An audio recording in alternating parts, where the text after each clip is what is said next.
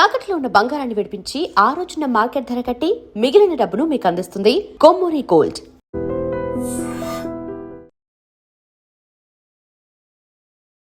నమస్తే రమగారు. నమస్తే జయ.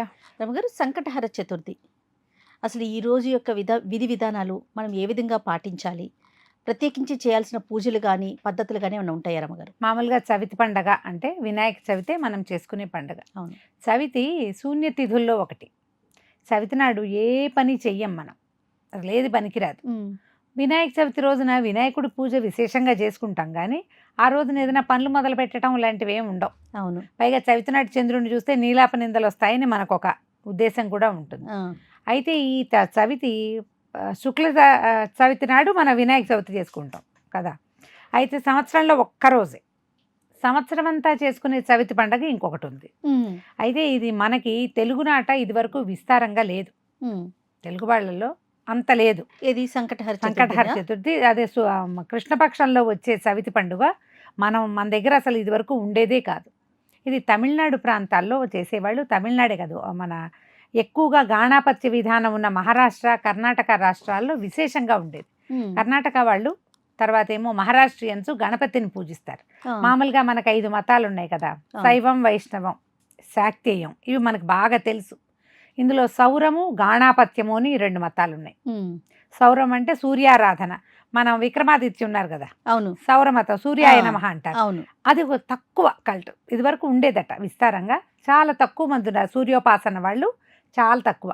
తర్వాత గాణాపత్యం, గణపతినే ప్రధాన దైవంగా పూజించేవాళ్ళు. ఈ గణపతి మతము మహారాష్ట్రలో విస్తారంగా కనపడుతుంది. అష్టవిధ గణపతి దేవాలయాలు ఉన్నాయి, చాలా ప్రత్యేకమైనవి. పూర్తిగా వాళ్ళు బప్పానే అన్నిటికీ. కర్ణాటకలో కూడా మనకి గణపతి ఆరాధన విస్తారంగా కనపడుతుంది.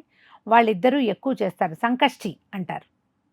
అక్కడి నుంచి అది తమిళనాడుకి పాకింది, అట్నుంచి మనకు కూడా వచ్చింది. ఒక 25-30 సంవత్సరాల నుంచి మన దగ్గర కూడా ఏదైనా మూలాధార చక్రంలో సమస్యలున్నా, జాతకంలో కేతుగ్రహం అనుగ్రహం కావాలన్నా వినాయకుడికి చేసుకోండి.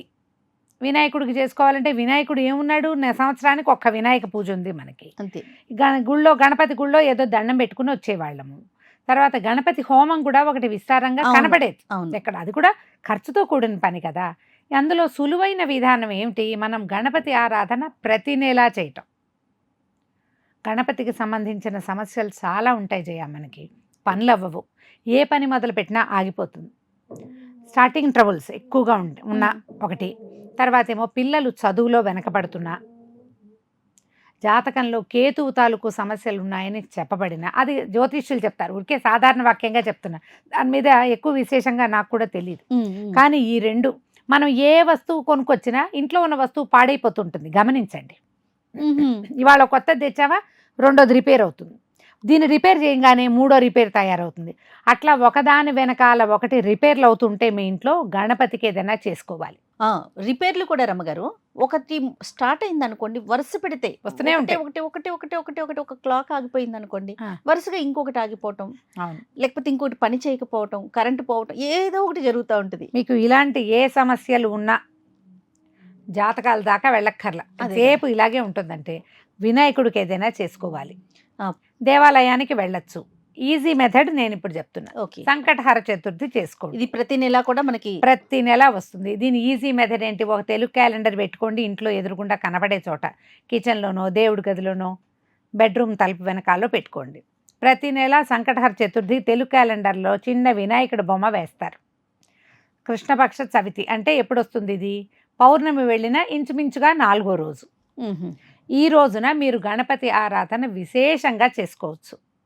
నేను సింపుల్ మెథడ్, మీరు దేవాలయానికి వెళ్ళి పూజ చేసుకోవచ్చు. పగలు ఉపవాసం, సంకష్టికి మన పద్ధతి తెలుగునాట అందరూ ఇదే పాటిస్తున్నారు. ఇది చేసుకుంటే ఈజీగా వెళ్ళిపోతుంది.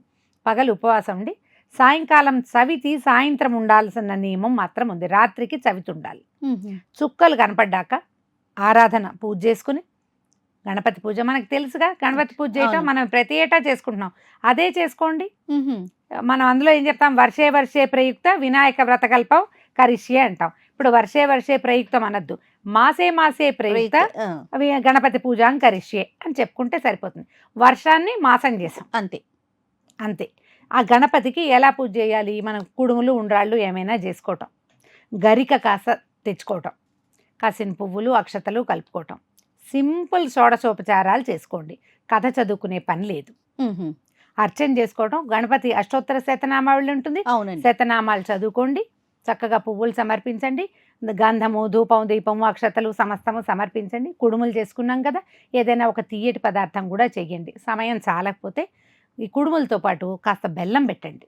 బెల్లము నెయ్యి వేసి కుడుముల్ని ఆరగింపు చేయండి. కొబ్బరికాయ కొట్టచ్చు, అరటిపళ్ళు పెట్టచ్చు, తర్వాత ఏమో కొంచెం పెసరపప్పు నానబెట్టి పెట్టచ్చు, అటుకులు ఉంటే అవి పెట్టచ్చు, పటిక బెల్లం పలుకులు పెట్టచ్చు. ఏవైనా కుడుములతో పాటు చక్కగా నివేదన చేసుకోండి. నైవేద్యం పెట్టుకుని ఆ ప్రసాద స్వీకారం చేసి పగల భోజనం చేయలేదుగా మనం, రాత్రికి భోజనం చేసేయండి. ఇది రాత్రి 9ంటికి చెయ్యొద్దు. సూర్యాస్తమయం అయ్యి చంద్రోదయం అవగానే చవితినాటి చంద్రుడు లేతగా కనపడతాడు. పౌర్ణమి వెళ్ళిన 4వ రోజున మనకి తొందరగానే వచ్చేస్తాడు, పెద్దగాను ఉంటాడు. చక్కగా అప్పుడు పూజ చేసేసుకోండి. ఒక్కసారి చంద్రుడిని చూసి దండం పెట్టుకోండి. మీకు మానసిక సమస్యలున్నా, మీ పిల్లలు సరిగ్గా చదవకపోయినా, మీకు ఎంతసేపు ఇంట్లో ఏ పని మొదలుపెట్టినా అవ్వకపోయినా, తరచుగా ఏదైనా ధనానికి డబ్బుకి ఇబ్బంది, ఖర్చులు కూడా అటాగే వస్తాయి. ఇవాళ మొదలు పెట్టాం ఏదో 10,000, రేపు మళ్ళీ ఓ 12,000 ఖర్చు వస్తుంది, మళ్ళీ ఓ 7,000 ఖర్చు వస్తుంది. ఇట్లా ఎంతసేపు ఖర్చులు తగులుతున్నా ఇలాంటి సమస్యలు ఉన్నవాళ్ళు చక్కగా గణపతి ఆరాధన చేసుకోవచ్చు. పిల్లలు కూడా దండం పెట్టించండి. సాయంకాలం దీపారాధన చేసినప్పుడు దండం పెట్టించండి. పిల్లలు భోజనం చేసేయచ్చు, మీరు మాత్రం చేయొచ్చు. ఆడ మగ ఇద్దరు భార్యాభర్త ఇద్దరు కూడా చేసుకోవచ్చు. మీ ఉద్యోగాలు వ్యాపారాలు దీనికి సరిపడా ఉంటే సమయాలు మీకు ఉపయోగపడేలాగా ఉంటే ఈ మార్నింగ్ ఉపవాసం అనగానే ఏం తినాలి, ఏదైనా చేసుకుని తినచ్చు. టిఫిన్ బ్రేక్ఫాస్ట్ చిన్నది తినచ్చు. అల్పాహారం కానీ ఫలహారం కానీ తీసుకోండి. అన్నం తీసుకోవద్దు. రాత్రికి వంట చేసుకుని చక్కగా స్వామివారికి అది కూడా నివేదన చేయొచ్చు, చేయపోయినా తప్పులేదు. ప్రధాన నివేదన ఏంటంటే కుడుములు, ఉండ్రాళ్ళు, గరిక స్వామివారికి సమర్పించటము. ఈ లెక్క ప్రకారం చేసుకోండి. ప్రతి నెల చేసుకోవచ్చు. ఇన్ని చేయాలి అన్న నియమం లేదు. మీరు ఏదైనా విశేషంగా మొక్కుకుంటే ఒక 5 వారాలను 5 నెలలను 9 నెలలను నెలకు ఒక్క మాటే కదా వచ్చేది, అవును, చేసుకోవచ్చు. ఇప్పుడు ఈ చవితితో పాటు శుక్ల చవితి నాడు కూడా మనం దండం పెట్టుకోవచ్చు గణపతికి.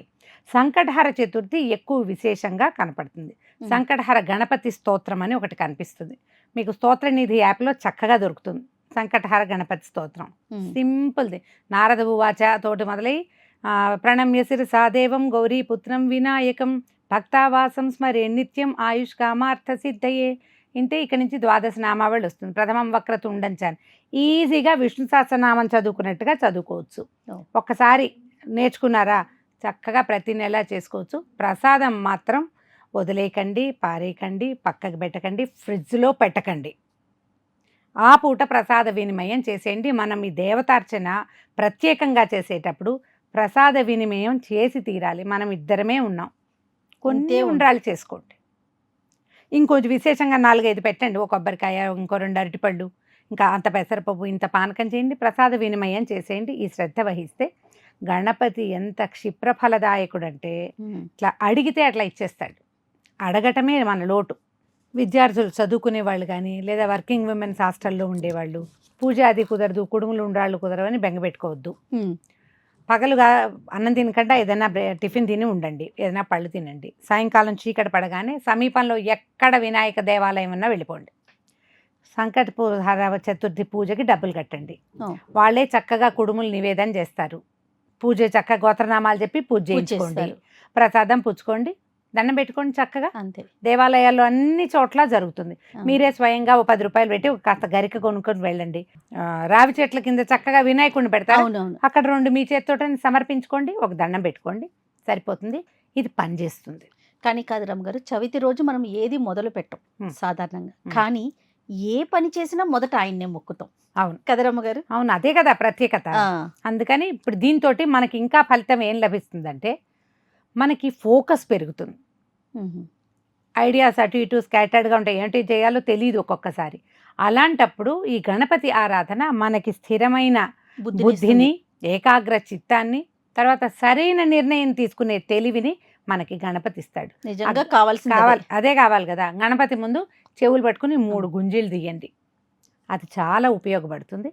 ఈ ప్రయత్నం చేసుకుంటే ఇవాళ సంకటహర చతుర్థి ఇవాళ నుంచి మొదలుపెట్టి ప్రతి నెల గుర్తుపెట్టుకోండి. తప్పకుండా నెల నెల కావాలంటే ఫోన్లలో రిమైండర్ పెట్టుకోండి. ఇవాళ చవితి అని పొద్దున్న తెలిస్తే చాలు మనకి. Yes. పెద్ద ఏర్పాట్లు ఏం లేవు, సింపుల్ గా చేసుకోవచ్చు. కానీ కాదు రమ్మగారు, ఒక క్యాలెండర్ ని ఫాలో అవటం చాలా చాలా మంచిది. మంచిది. అవును. దాన్ని మనం అందరం అలవాటు చేసుకుందామండి. తెలుగు క్యాలెండర్ ఇంట్లో పెట్టుకోవాలి. నేనైతే వెంకట్రామ అనుకోవారి తెలుగు క్యాలెండర్ చెప్తాను నేను. మేము కూడా ఇక్కడ అదే సపోర్ట్ చేస్తామండి. మేము కూడా వీడియోస్ కి ప్రతి నెల వెంకట్రామ అనుకునే చూస్తాం. మన ఇళ్లలో కూడా ఏది మీకు నచ్చితే అది, బట్ అందులో అయితే ఇంకొంచెం బాగుంటుంది. రైట్ రమ్మ గారు, నమస్తే. నమస్తే చే. And for more videos, Please subscribe to iDream. Please subscribe to iDream. Please subscribe iDream. And please subscribe to iDream. For more videos, subscribe to iDream. please like, share and subscribe to the channel. Congratulations, iDream. Subscribe to iDream. Subscribe to iDream. So subscribe to iDream Media. iDream ki iDream team andarki huge congratulations. Please subscribe iDream Media. Please subscribe to iDream. Subscribe iDream. Please subscribe to iDream. iDream అంటే నా కళల channel subscribe చేసుకున్న నోరు తిరుగుతలేదు. మీరైతే గంట గుర్తు కొట్టండి. For more such videos, please subscribe to iDream.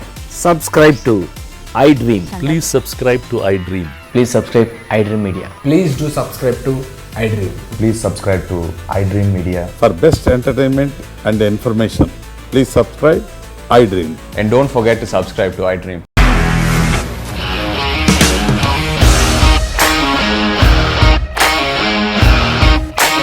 ఇండస్ట్రీలో కమిట్మెంట్ ఇష్యూస్ వస్తే నీకు కూడా వచ్చినట్టు మార్నింగ్ తీసుకెళ్ళారంటే కొట్టి పడేశారు.